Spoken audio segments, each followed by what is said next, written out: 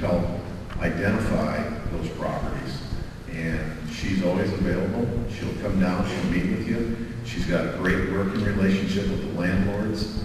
And a lot of times we can get things done without even having to put the armadillo out there.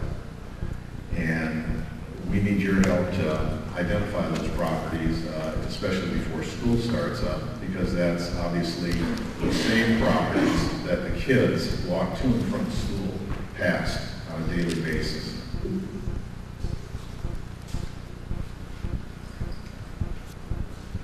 Also, Beth helps to maintain a Peoria Police Department website. We have a vice and narcotic unit when we do a search warrant on a house. If we find drugs in the house, if we make an arrest on the house, say the person is allowing that to happen and go on in the house, and we have to send a nuisance letter to them, we will post that on our website, and we do that monthly. That stays up for 12 months at a time. So if you want to see what the vice unit's been doing, or sometimes the MEG unit will come into the city and do a search warrant, it's got the address, it's got the photos. We keep them up for a year and then take them off. And it's kind of it's a good tool, because obviously you don't necessarily see that any other place, but if you want to see what's going on in your neighborhood, you want to see the results, and you've called us before, a lot of times that's a good way to find it. Also on that website is a direct link that goes straight to Officer Hermasinski. And you can also request the armadillos, or if you have any other drug houses that you would like to report, you can either text or you can put it on the website. It goes straight to Beth, and once it gets to Beth, it comes to me. And lastly, the vice unit. I oversee the vice unit, and we have a couple sergeants and probably 12 investigators, 10 investigators. And we attack a number of things. We attack the drug properties. Councilman Jacobs has called me on a number of occasions. We've responded, as well as other councilmen. We also go after other vice-related crimes, such as prostitution. And that used to kind of be just centered up around a certain area of town. And over the last few years that I've seen, it seems like it's just kind of spread out. So if you see anything like that, just simply call. I'll be around afterwards, and I'll stay around as long as it takes to talk to whoever has a question. Again, I've got those magnets that you can put on your refrigerator. You can also, I'll have cards. It's got my number. It's got my email on it. You guys just reach out and touch me, and I'm certainly available. So if you have any questions, I'll be over there later. If you got something you want to ask me real quick, I'll answer it. What is your area? I have the whole city. Whole city. Yeah, we're in charge of the whole city, yeah. The whole city. Yes, ma'am. You said something, you said a DMI area. What is that? The DMI area was a drug market initiative that I wasn't part of, but I still take part in now because I wasn't in vice last year. And the Drug Market Initiative is a program where they took a approximately six square blocks area, and they went in and they attacked it by doing their research first, see who the individuals are that don't even live there, that come in there and use it as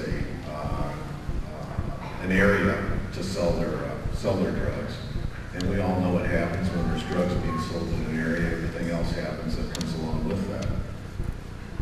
And they targeted the 6 block area. It was up at ShopRite, and went down to Ann, and then went from Western over to, I think, Warren, and went as high up as either Butler or Millman.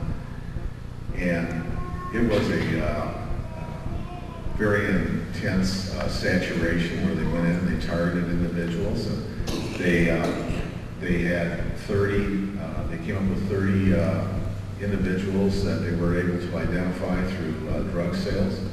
And of those 30 individuals, there's 5 or 6 that they gave a new lease on life. They gave them a second chance to become a productive member of the community. And I think that they've had, of those 6, I don't think there's been any that have failed yet.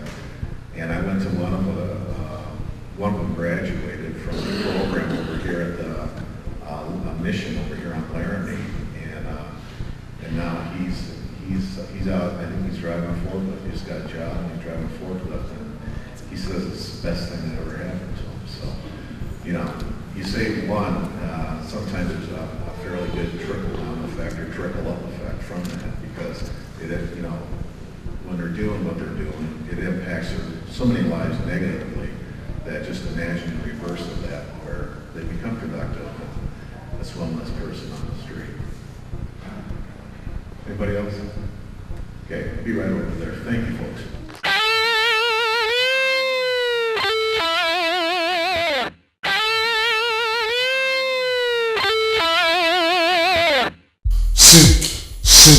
Sink into dreamland. Sink into dreamland. Sink into dreamland. Sink into dreamland. But then wake up and go after your dreams.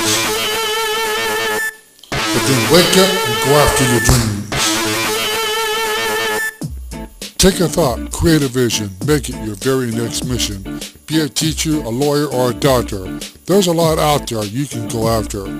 Dr. King had a dream that we all be free, so go after the dreams that you know you can achieve. Druggies and ladies on the corners, they don't have dreams. They just want to fly and soar into the jet stream. Be smart, be cool, be very alive.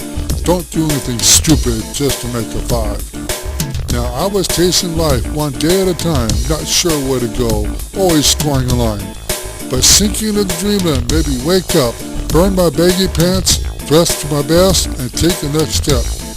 Dreamland made me...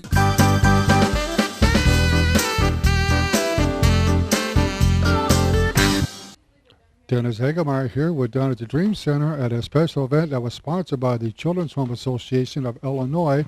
We're with Ron Kwesi Harris, who basically was here the keynote speaker of a seminar that talks about dropping bombs in the neighborhood. First of all, Ron, welcome to Peoria. Tell us a little bit first about who Ron Harris is. Sure. My name is Kwesi Ron Harris. I'm a resident of the city of Chicago, Illinois. I'm the director of the African American Male Resource Center at Chicago State University. But also, I'm a community organizer. I'm a community activist, public health supporter. I'm a volunteer with the American Cancer Society. I think the most important message I tried to convey was a message of accountability, a message of commitment and responsibility. Not just being a spectator of what's going on in the social landscape of your community, but become an active participant and become armed with authentic messages or authentic information to counteract the messages that our children are being bombarded with every day through the mass media. And when I say mask, I'm actually not saying M-A-S-S, but M-A-S-K, because sometimes I liken to think that the mass media is disingenuous. They sometimes say one thing, but then they do something different, and ultimately to bring about a certain reaction from the most vulnerable part of our population, which are our young people. You mentioned about the media as far as, I see some pictures on the wall about, some of these rap videos. Do you feel that there should be some kind of turnaround from rappers to put out more positive messages versus some of the gangster messages they put out all the time? Well, clearly, I'm an advocate for balance. Balance is that anybody has the creative licensing to do whatever they want to do. But at the same time, we know there's a disparity. Overwhelming, the messaging is messages that are top-heavy of misogynation of women, violence, inappropriate sexual encounters and disrespect of communities and, breakdowns of families and all of that. Well, sing me a song about unity. Sing me a song about peace. Give me a song, and I'm not talking about one song on the album, talking about, the regalness and royalty of a particular part of the population, but sing me a song about the aspirations of our young people, hope, and just give me balance. And I don't think we see the balance that we should be seeing today.